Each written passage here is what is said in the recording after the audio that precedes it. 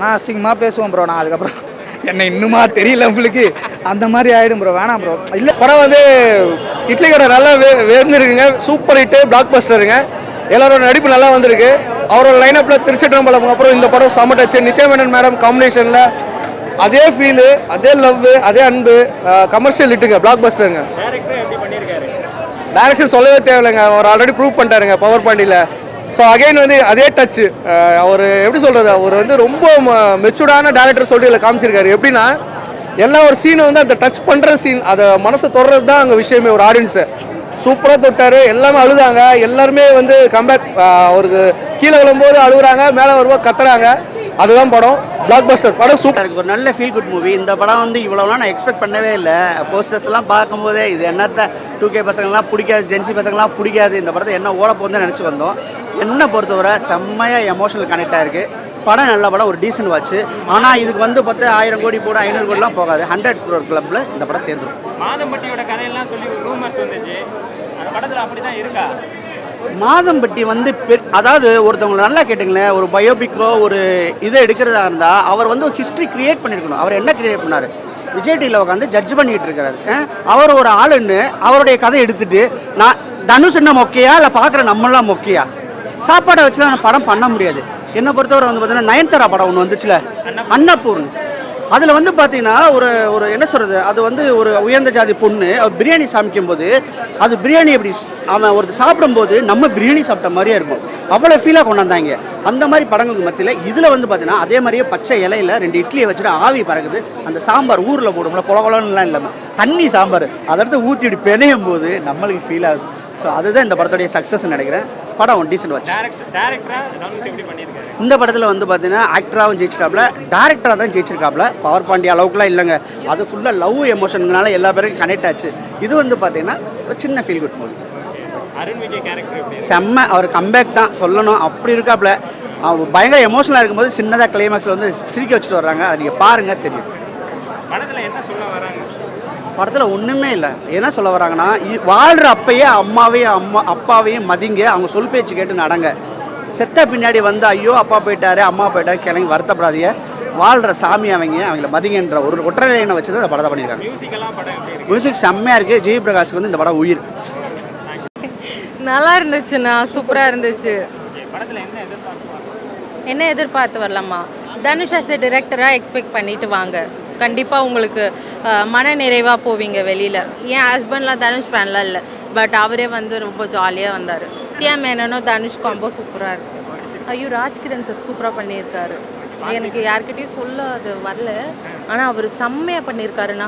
சீரியஸாக அவரும் அவங்க ஒய்ஃப் கேரக்டர் ஒருத்தவங்க பண்ணியிருக்காங்க, நல்லா பண்ணாங்க. அதெல்லாம் பார்க்கும்போது எனக்கு அழுகையாக வந்துச்சு.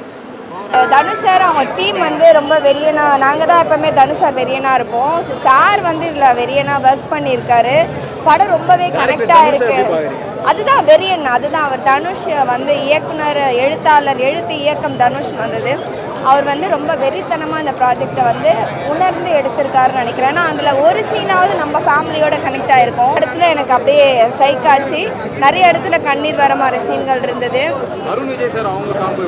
ஆமாம், அந்த மாதிரி சைக்கோஸ்லாம் இருக்காங்க சார், நம்ம வாழ்க்கையிலுமே இருக்காங்க. இவன் இருக்கக்கூடாது, இவன் நம்ம அதை பண்ணிட்டாலும் நம்ம அவனுக்கு அதை பண்ணணும் அப்படின்னு நினைக்கிற சைக்கோஸ் இப்போவும் இருக்காங்க. அவங்களுக்கான சரியான லசனம் கற்றுக் கொடுத்துருக்காரு. அடிக்கு அடி தீர்வு இல்லைங்க, அகிம்சை தான் தீர்வு. அவங்கள எப்படி நம்ம பக்கம் கொண்டு வரணுன்றது அழகா ரொம்ப ரொம்ப தெளிவா கடைசியில் மாவாட்ட விட்டுட்டார் அருண். எடுத்திருக்காரு. எல்லா படமும் ஒவ்வொரு ஜானர்லாம் எடுத்திருக்காரு. இது ரொம்ப எமோஷ்னலாக கனெக்ட் பண்ணியிருக்காங்க. சொந்த ஊரே சொர்க்கம், இதுதான் படம். அப்பா அம்மாவும் நல்லா பார்த்துக்கோங்க. இந்த ஜென்ரேஷனுக்கு ஏற்ற படம். எல்லாரும் சும்மா மாஸ் கமர்ஷியல் படம் எடுத்துக்கிட்டு இருக்காங்க. கண்டென்ட்டோட படம் சூப்பராக எடுத்துருக்காங்க. நீங்கள் ஒன்றுமே யோசிக்காமல் அப்படியே போய் ப்ளைனாக உக்காந்திங்கன்னா அப்படியே சாப்பிட்டு முடிச்சு வெளியே வந்தால் எப்படி இருக்கும் அந்த மாதிரி ஒரு ஃபீல் பண்ணுவீங்க. நல்ல சாப்பாடு சாப்பிட்ட மாதிரி ஒரு ஃபீல். டைரக்ஷன் தான் ப்ரோ சூப்பராக இருக்குது. ஆக்சுவலி தனுஷோட ரைட்டிங் செம்மையாக இருக்குது. ரைட்டிங் நல்லா இருக்குது. பிரசன்னாவோட எடிட்டிங் நல்லா இருக்குது. கிரண் கௌசியோட சினிமாட்டோகிராஃபி வேறு லெவலில் இருக்குது. பார்த்திபனோட ரோல் ரொம்ப அழகாக இருக்கும். சின்ன ரோல் தான், ஆனால் பார்த்திபனோட ரோல் வந்து செம்ம ரோல், அழகாக இருக்கும், நீங்கள் ரசிப்பீங்க. Super movie bro. Idli Kadai கண்டிப்பாக எல்லாருமே பார்க்க வேண்டிய படம். எல்லோரும் ஃபேமிலியோடு போய் பாருங்கள், குழந்தையெல்லாம் கூப்பிட்டு போய் பாருங்கள். எல்லாருக்குமே அடுத்த ஒரு ஜென்ரேஷனுக்கு இந்த படத்தை எடுத்துன்னு போய் சேருங்கன்னு சொல்லுவேன். ஆஸ் அ தனுஷ் ஃபேனாக அதான் என்னால் சொல்ல முடியும். நல்ல படம். அவரோட எக்ஸ்பீரியன்ஸ் சூப்பராக இருக்குது, அவரோட மெச்சூரிட்டி சூப்பராக இருக்குது இந்த 4வது படத்தில். நான் அசிங்கமாக பேசுவேன் ப்ரோ. நான் அதுக்கப்புறம் என்ன இன்னுமா தெரியல உங்களுக்கு அந்த மாதிரி ஆகிடும் ப்ரோ. வேணாம் ப்ரோ. இல்லை ப்ரோ, அந்த மாதிரிலாம் இல்லை ப்ரோ.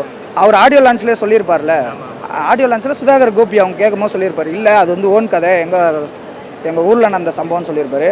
அவர் ஊரில் சூப்பராக நடந்திருக்கு ப்ரோ. சூப்பரான கதையை எடுத்திருக்காரு. ரொம்ப நெகட்டிவாக சொல்லுவாங்க ஒரு 10 பேர், அந்த மாதிரி நான் கிடையாது. அருண் விஜய் ஆக்டிங்லாம் சூப்பராக இருக்கு ப்ரோ. அவர் வெளியே வரும்போது எனக்கு அவர் மேலே கோவம் வந்துச்சு. அந்த அளவுக்கு ஒரு நெகட்டிவான ரோலாக சூப்பராக பண்ணியிருக்காரு. நல்லா இருக்கு, கண்டிப்பாக போய் பார்க்கலாம். லெவலில் இருக்குது. நீங்கள் எல்லாருமே வந்து ஃபேமிலியாக வந்து பார்க்க வேண்டிய மூவி இது. தனுஷ் டைரக்ஷன் சொல்லவே வேண்டாம். பட் கொஞ்சம் என்ன ஒரு வருத்தம்னா தனுஷ் இன்னைக்கு வரலை, அது மட்டும்தான் வருத்தம். மற்றபடி மூவி எல்லாமே வேறு லெவலில் வைப்பில் போச்சு. படம் வந்து ஒரு கிராமத்துக்கே நம்மளுக்கு கொண்டு போகிற மாதிரி இருக்கும் இந்த ஒரு ஃபீல். ஆக்சுவலி கிராமத்தில் இருக்கவங்களுக்கெல்லாம் ரொம்ப இது டச்சிங்காக இருக்கும். அவங்க எல்லாருமே பார்ப்பாங்களா எனக்கு தெரியல, எனக்கு ஆனால் கண்டிப்பாக பார்க்கணும். அது அருண் விஜய் வேறு லெவல். ஆக்சுவலி சொல்லவே வேண்டாம், சூப்பராக நடிச்சிருக்காரு. நான் எக்ஸ்பெக்ட் பண்ணவே இல்லை அருண் விஜயை. நல்லா நடிச்சிருக்காரு இதில். ஆமாம், இதுவும் செம ஹிட்டு தான். இட்லி கடை, ஒரு குலசாமி, நம்ம கும்பிடுற சாமி நம்ம தனுசு எடுத்திருக்குது. அந்த காலத்தில் அவங்க அப்பா வந்து கஸ்தூரி ராஜா ஐயா வந்து லாஸ்ட் படமாக என் ராசாவேன்னு ஒரு படம் எடுத்தார். ஓகேவா, அந்த படம் மாதிரி அந்த படத்தில் கூத்து தொழிலாளிகளை பற்றி சொல்லியிருப்பாங்க. அதே பாசம் இமோஷனலோட ஒரு இட்லி கடையை வச்சு ஊரில் வாழ்ந்த ஒரு ராஜகிரண் சிவனேசன் இட்லி கடையை வச்சு அழகாக கனெக்ட் பண்ணி எடுத்திருக்காரு. அந்த பக்கம் அவங்க அப்பாவை விட தனுசு ஜெயிச்சிட்டாருன்னு தான் சொல்லணும். இன்னைக்கு அக்டோபர் 1 நம்ம நடிப்பு திலகம், நடிகர் திலகம், நம்ம நடிப்பு சக்கரவர்த்தி செவாலிய சிவாஜி கணேசன் ஐயாக்கு பிறந்த நாள். அந்த பிறந்த நாளில் நம்ம தனுஷோட படம் இன்னைக்கு ரிலீஸ் ஆகிருக்குது. அது சூப்பர் டூப்பர் ஹிட்டு. இந்த தீபாவளிக்கு இந்த இட்லி கடை நமக்கு வீட்டுக்கு தேவை. இட்லி அவர் சுட்டு காட்டியிருக்காரு.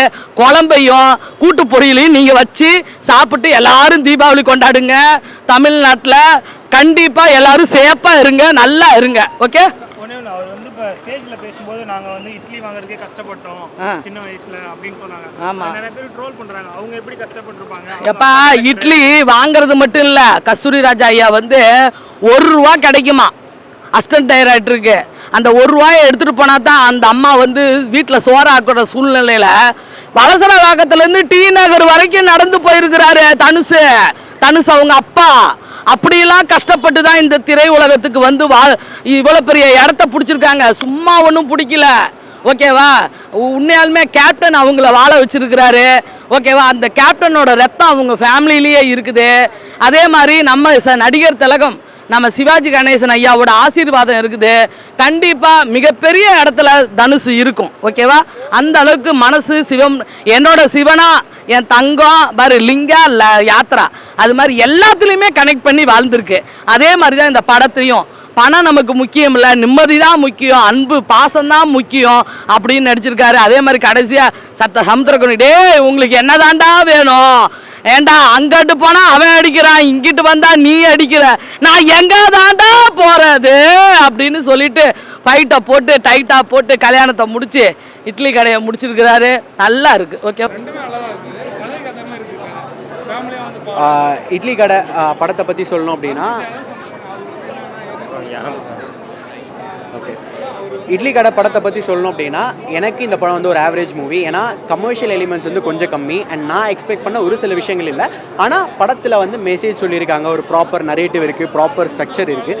ஒர்க் அவுட் ஆகாத விஷயம் என்ன அப்படின்னு கேட்டிங்க அப்படின்னா, இன்னும் கொஞ்சம் லைட்டாக மாற்றிருக்கலான்ற விஷயம் என்னன்னா, நிறைய விஷயங்கள் வந்து உள்ளே இன்க்ளூட் பண்ணியிருக்காங்க. லவ், சென்டிமெண்ட்டு, எமோஷனு, ட்ரெடிஷனு அண்ட் இதில் வந்து ஒரு வில்லன் கேரக்டரும் உள்ளே கொண்டு வரும்போது இந்த எல்லா விஷயத்தையும் நம்ம எப்படி ஹேண்டில் பண்ணுறோன்ற ஒரு விஷயம் இருக்குல்ல, அதை வந்து கொஞ்சம் வெயிட்டேஜ் கொடுத்து ஒரு 3 விஷயத்துக்கு மட்டும் நான் என்னோடய ட்ரெடிஷன் நல்லா காமிக்கிறேன், லவ்வை நல்லா காமிக்கிறேன், எமோஷனை காமிக்கிறேன், அந்த மாதிரி கொண்டு வந்திருந்தா இன்னுமே கொஞ்சம் நல்லா இருந்திருக்கும்னு தோணுது. மற்றபடி ஃபேமிலி ஆடியன்ஸுக்கு, தனுஷரோட ஆடியன்ஸுக்கு படம் வந்து கண்டிப்பாக வந்து செட் ஆகும். படம் நல்லா இருந்துச்சு, சூப்பராக இருந்தது, நிஜமாக நல்லா இருந்துச்சு. தனுஷ் சார் ஆக்டிங் எல்லாமே சூப்பராக இருந்தது. படத்தில் என்ன எதிர்பார்க்குறீங்க? நல்ல ஒரு ஃபீல் குட் மூவியாக இருக்கும். அப்பா அம்மா சென்டிமெண்ட் எல்லாமே நல்லா கனெக்ட் ஆகிருக்கு. திருச்சிற்றம்பலத்தில் அவங்க 2 பேருக்கு நடுவில் ஒரு பயங்கரமான கெமிஸ்ட்ரி இருக்கு. அதே மாதிரி தான் இங்கே நல்லா ஒர்க் அவுட். அந்த லவ் சாங்லாம் சூப்பராக இருந்துச்சு. ஓகே. படத்தில் மற்ற கேரக்டர்ஸ் இருக்காங்க, ராஜகிரண் சார் இருக்காரு, அவங்க எல்லாமே சூப்பராக நடிச்சிருந்தாங்க. சமுத்திரக்கணி சாரும் நல்லா நடிச்சிருக்காரு. அருண் விஜய் எப்படி பண்ணியிருக்காரு? அவரும் சூப்பராக பண்ணியிருக்காரு. மியூசிக்கெல்லாம் படம் எப்படி? நல்லா இருக்கும். அதுதான் மூவியை லிஃப்ட் அப் பண்ண மாதிரி இருந்தது. செமையாக இருந்தது பிஜிஎம் மியூசிக்லாம்.